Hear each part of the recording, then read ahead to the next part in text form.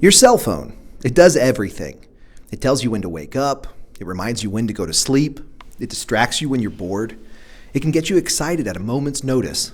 All of these things happen to us on a daily basis. But did you know that cell phones have existed since like the 1970s? They didn't do any of those things that you currently live for either. Don't believe that you live for your cell phone? Just go a day without it and see what I mean. You may not be interested in torturing yourself, so instead, let's take a history lesson. Back then, the only people who could afford a cell phone were like super rich people and people who really wanted to look important. Our cell phones only did one thing back then: call. The buttons would get caught in your pocket, and like butt dialing became a real problem. In 1993, the first flip phone became available.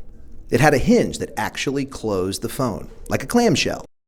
Flip phones got smaller and smaller, and a whole lot of television shows and jokes dedicated to flipping and opening and closing the flip phone happened. Look at this little joke from the Will Ferrell skit back in 1998 on Saturday Night Live about the world's smallest flip phone. In 2003, the Blackberry was released. This phone was a square-like device that could call or text and email. This phone had a full keyboard and a cursor right on the phone. People in the business world could now send emails or communicate a lot easier. Celebrities like Kim Kardashian had Blackberries. The Blackberry was the start of the smartphone revolution.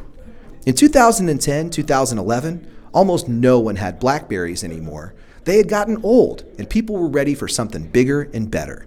They wanted touchscreen capability, and they wanted the internet to work flawlessly on their cell phone. We'll save that lesson for another time, however. So what did we lose when we lost flip phones? Not much, really. When the flip phone went the way of the dodo, we lost our dramatic phone slams. When we were done with a call, we could no longer slam our phone shut.